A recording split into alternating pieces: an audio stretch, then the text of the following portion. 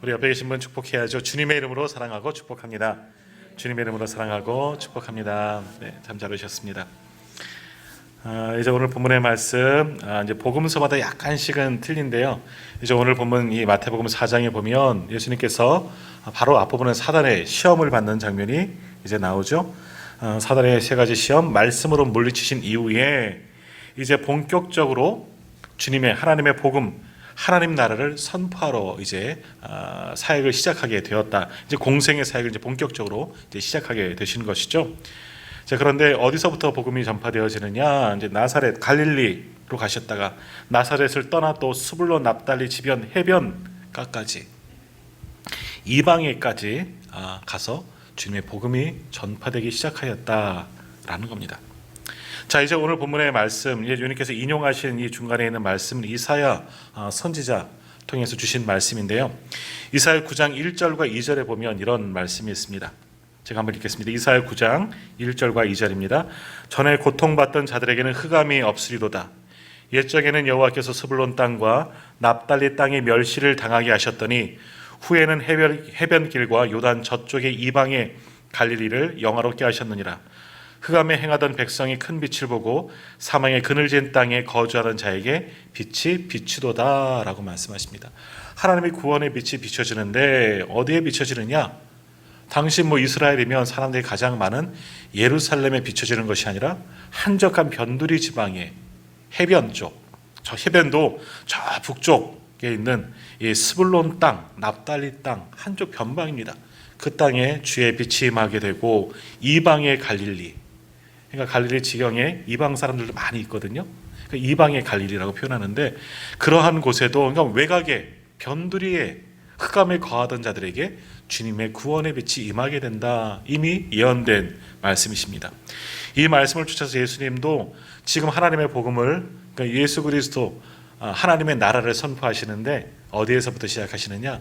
저 북쪽 갈릴리 그 너머 해변까지 이방 사람들이 있는 그 변두리에서부터 복음을 전하게 되었다라는 겁니다. 자, 왜 이렇게 주님께서 이렇게 한적한 이렇게 인적이 드문 곳에서부터 그렇게 복음을 전하게 되었느냐라는 것이죠. 12절이 이제 중요한 겁니다. 12절 말씀에 보면 오늘 보면 마태복음 4장 12절에 보면 예수께서 요한이 잡혔음을 들으시고 갈릴리로 물러가셨다가 라는 말씀이 나오죠. 유대 광야에 계신 것이 아니라 그곳 시험을 받으셨지만 헤롯이 당시 이제 분봉왕이었던 헤롯이 요한, 그러니까 세례 요한입니다. 예수님의 제자 사도 요한이 아니라 세례 요한이 회개의 샘표를 이스라엘을 전파하고 또 세례 요한이 이 헤롯에게 여러 가지 이제 바른 직언을 했거든요. 그가 동생의 아내를 취하는 것을 가지고 이제 잘못했다. 이런 이야기 하니까 헤롯이 이 세례 요한을 가두고 이제 곧 이제 죽게 되지요. 이런 일들. 그래서 예수님도 복음을 전하는 예루살렘부터 그 혼란하고 여러 가지 어려운 그런 지경에서부터가 아니라 헤롯을 피해서 저 북쪽 스불론 납달리 변방에까지 이르러서 거기에서부터 복음을 전하게 되었다라는 겁니다. 자, 그런데 또 하나는 있습니다. 복음을 왜 그곳에 전하게 된 또 하나의 이유는 뭐냐? 이곳은 아직 복음을 들어보지 못한 지역이다. 변방, 이방인들도 살고 있는 그런 곳이기 때문에 거기까지 복음, 하나님의 나라가 아직 전해지지 않았기 때문에 믿지 않는 이들, 아직 복음이 전달되지 않는 그곳에 주님은 복음을 전하러 그곳에 가셨다라는 거예요. 오늘 말씀에도 보면요, 조금 전 읽어드린 이사야 9장에 있는 말씀과 비슷한데 16절 한번 보시겠습니까? 16절 위에 나오는 스불론 땅과 납달리 땅, 또 요단강 저편 해변길 이방의 갈릴리여 흑암에 앉은 백성이 큰 빛을 본다. 또 사망의 땅과 그늘에 앉은 자들에게 빛이 비추다 말씀하시잖아요. 자, 여기서 말씀하고 있는 흑암에 앉은 백성이 누굽니까? 사망과 사망의 땅에 앉은 자들이 누구예요? 거기에 살고 있는 사람들이라는 겁니다. 이스라엘 변방에 살고 있는, 이방의 접경에 살고 있는 그들이 흑암 중에 살고 있는, 사망의 어둠 속에 보내고 있는 자들이에요. 자, 왜 이들이 흑암 속에 있느냐? 물론 예루살렘에서부터 성전 중심인 하나님 임재하시다고 생각하는 예루살렘에서 아주 멀리 떨어진 변방이기 때문에 그 하나님의 영광의 빛이 미치지 못할 수도 있겠죠. 우리가 상식적으로 보면 그렇기 때문에 이렇게 표현하는 것도 있겠지만 이사야서를 인용한 데 있는 겁니다. 우리가 새벽에 계속해서 이사야, 예레미야, 이제 에스겔까지 묵상하고 있는데 이스라엘 후기에 어떤 일들이 일어납니까? 북쪽에서 아수르 제국이 내려오죠. 그래서 북이스라엘을 완전히 멸망시킵니다. 또 그 위에는 누가 내려옵니까? 바벨론에 또 내려와서 남유다까지 완전히 멸망시키고 그 세력이 애굽까지 미치게 되는 겁니다. 자, 그러니까 이 북쪽에 있던 스불론 지파의 땅들, 납달리 지파의 땅들, 북쪽 경계에 있는 땅이고 영토로 보면 북이스라엘 영토 안에 있는 지경입니다. 그러니까 이들은 전쟁이 일어나면 가장 먼저 전쟁에 휩싸이는 동네가 스불론 땅이고 납달리 땅이다라는 겁니다. 왜요? 그 북쪽에 누가 있어요? 말씀드린 아수르가 있고 바벨론이 있는 겁니다. 북방 세력이 내려오기 때문에 제일 먼저 만나는 도시는 북쪽에 있는 스불론 땅이 되고 납달리 땅이 될 수밖에 없는 거예요. 그러니까 변방은 어때요? 항상 전쟁이 일어나는 도시입니다. 전쟁이 언제 일어날지도 항상 불안한 겁니다. 예전 조선시대에도 저 북쪽 오랑캐들이 침범해는 저 두만강, 압록강 부근 항상 위험한 거예요. 언제든 오랑캐가 쳐들어올지 모르니까 위험하죠. 또 남쪽 왜구가 쳐들어올지 모르니까 항상 위험한 지역인 겁니다. 그것이 흑암과 같은 것입니다. 어두움이죠. 정말 두려움 속에 갇힌 동네입니다. 그러니까 지금 스불론과 납달리도 동일한 거예요. 북쪽 변방에 있다 보니까 나라가 어려울 때마다 외적의 침략을 가장 많은 도시, 가장 많이 받은 동네, 많은 사람들이 실제로 죽어나갔던 동네가 바로 스불론, 납달리, 이 갈릴리 지역이었다라는 거예요. 더욱이 갈릴리 북쪽은 이제 가버나움이라고 그렇게 표현하면서 가이사랴 빌립보, 가버나움이 아니죠. 가이사랴 빌립보라고 그렇게 표현하면서 전에도 말씀드렸죠. 가이사랴 뭐예요? 게사르, 시저, 로마 황제가 만든 도시예요. 로마군 주둔군이 있던 지역이에요. 그러니까 이방인들이 다스리는 도시예요. 그러니까 항상 북방 민족의 지배를 받던 그곳은 흑암일 수밖에 없는 겁니다. 내 나라이지만 마음대로 살지 못하고 언제 침략을 받지 못하는 그런 변방이었다라는 거죠. 어찌 보면 소망이 없습니다. 자기 나라, 이스라엘의 나라, 그 작은 나라 힘도 기대할 수도 없는 것이고, 그러니까 저 북쪽에 있는 내려오는 세력에게 잘 보여야지만 살 수밖에 없는 동네가 바로 그러한 땅이었다. 스불론, 납달리, 갈리 지역이었다라는 겁니다. 그러니까 그들의 마음의 상태가 어떠냐? 흑암이라는 거예요. 시커멓습니다. 항상 두렵고 고통스럽고 자유를 갈망하고 아무런 비전도 없고 소망도 없고 마치 지옥과 같은 동네에 살고 있는 것이 저들이었다라는 것이죠. 그래서 이사야도 말씀하셨지만 흑암에 앉은 백성이라고 말하죠. 사망의 그늘에 앉은 백성들, 전혀 소망도 없는 이들이다라고 표현합니다. 그런데 어떠한 일이 일어난다? 그곳에 뭐가 있어요? 큰 빛을 보았다. 16절 보세요. 흑암에 앉은 백성이 큰 빛을 보았다. 사망의 땅과 그늘에 앉은 자들에게 무엇이? 빛이 비추었다라고 말씀합니다. 소망이 없는 자들에게 빛이 비추었다. 흑암 중에 있는 이들에게 빛이 비추고 사망의 그늘에 앉아 있는 자들에게 빛이 비추었다는 겁니다. 자, 이 빛이 뭐예요? 네? 이 빛이 뭐예요? 예수 그리스도. 이미 예언된 말씀이라는 거예요. 저 변두리에 죽어가는 모든 이들, 소망 없는 저들에게 예수님이 가시면 그곳에 빛이 되는 겁니다. 그 빛은 뭐예요? 저들을 살리는 빛이는 겁니다. 그들의 영을 소생시키는 그런 빛이 되는 거죠. 자, 오늘 그것을 예언하는 거예요. 그런 소망 없는 자들에게 하나님은 미리부터 이사야 선지를 통해서 예언케 하셔서 예수 그리스도를 그 땅 가운데 보내셔서 빛 대신 주님이 빛 대신 복음을 전하게 하셨다라는 겁니다. 죽어가고 사망의 고통 속에 앉아 있었지만 이제 그들이 그 빛을 보고 구원을 얻게 되었다. 예수님이 이방의 빛이 되었다. 오늘 말씀의 제목이죠. 이방을 비추는 빛이 되었다라는 겁니다. 예수님이 거하시는 곳이 바로 빛입니다. 그래서 요한복음에서도 말씀하죠. 참 빛 곧 세상에 와서 각 사람에게 비추는 빛이 있었다. 그 빛도 누구예요? 예수 그리스도. 예수님이 계신 곳에는 빛이 있는 겁니다. 반면에 뭐예요? 예수님이 없으면 뭐예요? 오늘 말씀대로 하면 그 땅이 흑암인 겁니다. 어둠입니다. 사망이 있는 곳이죠. 근데 그러한 땅이라도 예수님이 계시면 어떻게 되는 거예요? 빛 되는 곳이 되는 겁니다. 빛의 아들로 거듭나게 되고 소망이 있고 생명이 있는 곳으로 바뀌어지게 되는 겁니다.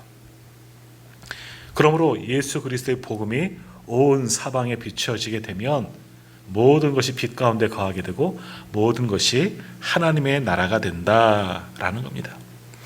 지금 주님은 그 변방에 있는 죽어가는 영혼들을 구원하시기 위해서 가장 먼저 그곳에 가서 하나님 나라를 선포하셨다는 겁니다. 복음을 전하신 겁니다. 왜? 그들을 구원하시려고, 그들을 살리시려고 그렇게 복음을 전하셨다라는 겁니다. 자, 근데 그 복음을 전할 때 뭐라고 선포하셨느냐? 17절 말씀 같이 읽겠습니다. 17절 같이 읽겠습니다. 이때부터 예수께서 비로소 전파하여 이르시되 회개하라 천국이 가까이 왔느니라 하시더라. 아멘. 자, 이것이 예수님의 메시지예요. 굉장히 단순하죠.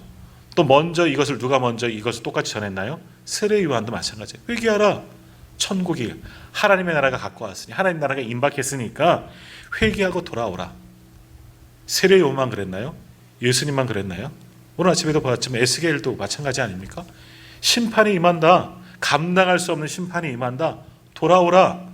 이미 수백 년 전, 수천 년 전부터 우리에게 선포된 말씀입니다. 돌아오라. 회개하고 돌아오라. 뉘우치고 돌아오라. 세상 가운데 우상 가운데 있던 모든 자들 회개하고 하나님께 돌아오라. 결단하라는 겁니다. 지금도 주님 그 말씀 하시는 거예요. 처음 하시는 얘기 아니에요. 이미 오래전부터 이스라엘의 역사 속에서 이미 선포되어진 말씀이죠. 회개하는 것. 내가 지금 갔던 길, 우상을 섬기고 타락된 길, 죄악된 길에 있는데 거기서 돌아서서 하나님께로 돌아오는 것이 회개입니다. 회개는 행동이 필요한 겁니다. 결단과 행동이 필요한 거죠. 갔던 길에서 뒤돌아서서 돌아와야 되니까 결단이 필요하고 행동이 필요한 겁니다. 주님은 그것을 선포하는 거예요. 너희들이 죄 가운데 있었다. 지금 고통 속에서 살 소망도 없었고 영적인 어두움, 또 흑암은 또 죄를 말하는 거잖아요.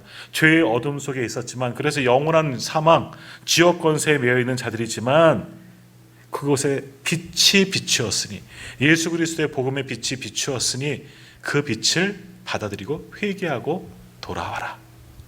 아주 단순한 것을 전하셨습니다. 그렇게 전하니 많은 영혼들이 주님께 돌아오게 된 거죠. 마찬가지로 지금도 우리는 이방에 빛이 되어져야 하는 겁니다. 영원히 주님의 복음을 전하는 곳에 우리가 가서 무엇을 전해야 하느냐? 주님의 빛을 전하는 겁니다. 그것은 누구 책임이에요? 이제는 우리에게 맡기신 사명이라는 겁니다.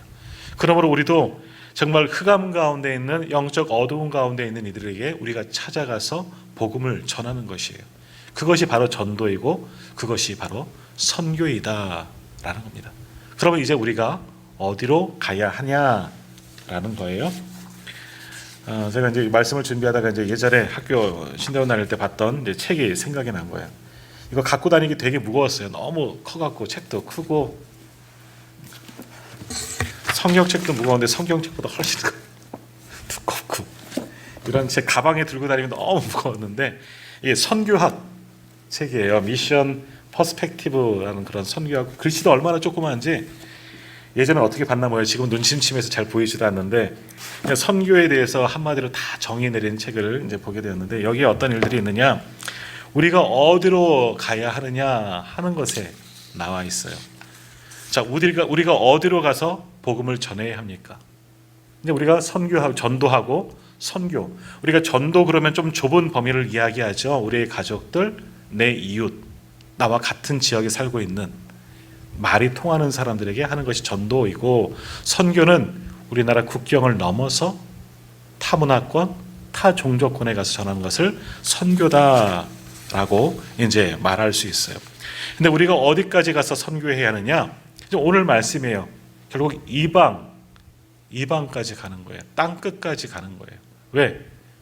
오늘 말씀했잖아요. 그것은 어떠한 곳이다? 흑암이 머무는 곳, 또 사망이 있는 곳이에요.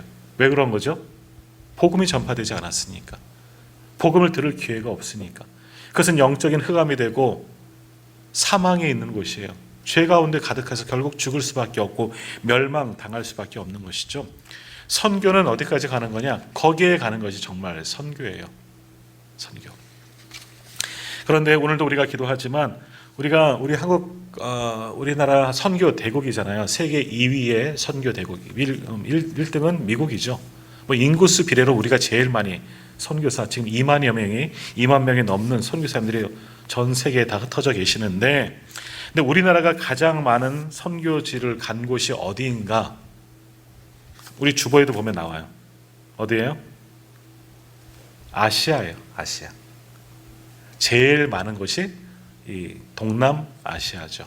필리핀, 여기 우리도 가지만 캄보디아, 베트남, 태국, 미얀마 뭐 이런 지역에 굉장히 많은, 거의 한 30% 정도 가까운 선교사들이 거기에 다 집중되어져 있는 겁니다.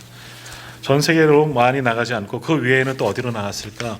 이슬람권도 많이 나가긴 하는데 이슬람권보다는 그래도 이런 문화권, 같은 문화권에 있는 이 아시아 문화권에 있는 곳에 많이 나가게 됩니다. 이들은 오래전부터 전했기 때문에 또 서구의 또 식민 지배도 받았기 때문에 복음이 오래전부터 전해졌어요. 어찌 보면 타 민족이긴 하지만 복음을 접하기 그래도 쉬운 민족이에요. 왜냐하면 복음을 들었어요. 그곳에 가도, 저도 베트남 가봤지만 베트남에도 교회가 이미 있었어요. 오래전부터 세워졌던, 프랑스 때부터 지배받았던 그때 세워진 교회들도 있었다는 거죠. 그 주변 다른 나라들도 마찬가지고 서구 열방의 지배를 받으면서 그때 세워진 뭐 교회든 성당이든 예전 역사 속에 있었기 때문에 전혀 모르는, 복음을 받지 않은 민족은 아니에요. 근데 더 나가면 어떤 곳이 있을까? 힌두권라든지 이슬람권에는 여전히 지금도 복음을 전하지 않는 곳이 있습니다.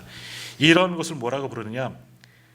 미전도 국가, 미전도 종족 또는 미개척지라고 이야기하는 거예요.